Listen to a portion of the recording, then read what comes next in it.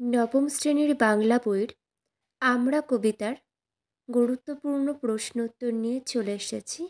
চলো শুরু করা যাক। কবিতার নাম আমরা। কবি হলেন সত্যেন্দ্রনাথ দত্ত। কবিতাটির উৎস সত্যেন্দ্রনাথ দত্তের আমরা কবিতাটি তার কুহু ও কেকা কাব্যগ্রন্থ থেকে নেওয়া হয়েছে অন্তর্গত। আমরা কবিতার উল্লেখযোগ্য প্রথম প্রশ্ন, মুক্তবেণীর গঙ্গা যেথায় মুক্তি বিতরে রঙ্গে। গঙ্গা কোথায় মুক্তি বিতরণ করে? এটির উত্তর সত্যেন্দ্রনাথ দত্ত তার আমরা কবিতায় বলেছেন যে মুক্তধারা গঙ্গা তীর্থভূমি বাংলায় মুক্তি বিতরণ করে। পরবর্তী, ভালে কাঞ্চন শৃঙ্গ মুকুট বলতে কি বুঝিয়েছেন কবি?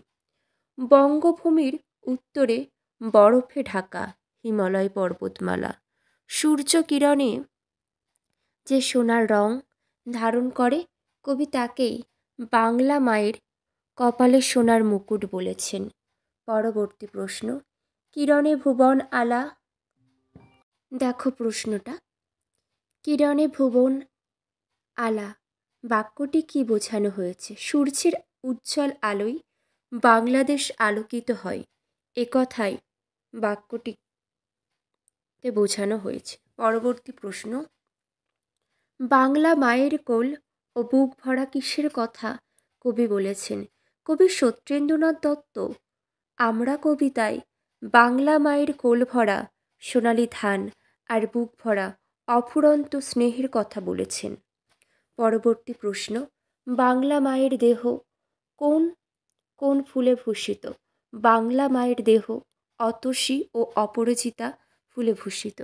পরবর্তী প্রশ্ন, তার বাম হাতে কমলার ফুল আর চরণে পদ্ম শোভা পায়।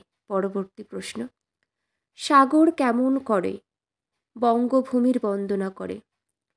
সাগর কেমন করে বঙ্গভূমির বন্দনা করে? বঙ্গভূমির দক্ষিণতম প্রান্তে থাকা বঙ্গোপসাগর অনবরত অজস্র ঢেউয়ের আছড়ে পড়ার মধ্য দিয়ে তার বঙ্গভূমির বন্দনা করে। পরবর্তী প্রশ্ন, বাঙালি জাতি কিসের সঙ্গে যুদ্ধ করে বেঁচে থাকে? বাংলার দক্ষিণে অবস্থিত সুন্দরবনের গভীর অরণ্যে হিংস্র বাঘের সঙ্গে যুদ্ধ করে বাঙালি বেঁচে থাকে। পরবর্তী প্রশ্ন, আমরা হেলাই নাগেরে খেলাই কবি কেন বলেছেন? বাংলার নদী খাল বিলে অসংখ্য সাপের খেলা বাস। সাপের খেলা দেখানো কিছু বাঙালির পেশা, তাই কবি কথা বলেছেন। পরবর্তী প্রশ্ন, নাগের মাথায় কে নেচেছিলেন?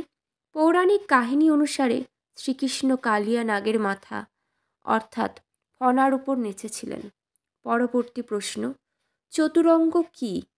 হাতি, ঘোড়া, রথ ও পদাতিক এই চারটি শাখা বিশিষ্ট সেনাবাহিনীকে চতুরঙ্গ বলা হয়। পরবর্তী প্রশ্ন, কবির মতে বাঙালি সেনা কার সঙ্গে যুদ্ধ করেছিল? কবির মতে বাঙালি সেনা রামচন্দ্রের প্রপিতামহ রঘুর সঙ্গে যুদ্ধ করেছিল। পরবর্তী, কোন বাঙালি লঙ্কা জয় করেছিলেন? রাঢ় বাংলার সিংহপুরের রাজপুত্র বিজয় সিংহ লঙ্কা দ্বীপ জয় করেছিল, সেখানে রাজত্ব ও রাজবংশ প্রতিষ্ঠা করেন। পরবর্তী প্রশ্ন, সিংহল নামের মধ্য দিয়ে কোন বাঙালি নিজের শৌর্যের পরিচয় রেখেছিলেন? বাঙালি বিজয় সিংহ লঙ্কা জয় করে সিংহল নামকরণের মধ্য দিয়ে নিজের শৌর্যের পরিচয় রেখেছেন। পরবর্তী প্রশ্ন, কবির মতে কাদের হুকুমে দিল্লীনাথকে হটতে হয়েছিল? কবির মতে বাংলার বিখ্যাত বারো ভূঁইয়ার অন্যতম চাঁদ রায় ও প্রতাপাদিত্যের হুকুমে দিল্লীনাথকে হটতে হয়েছিল। প্রত্যেকটা প্রশ্ন উত্তর খুবই গুরুত্বপূর্ণ। আজ এখানে শেষ করছি।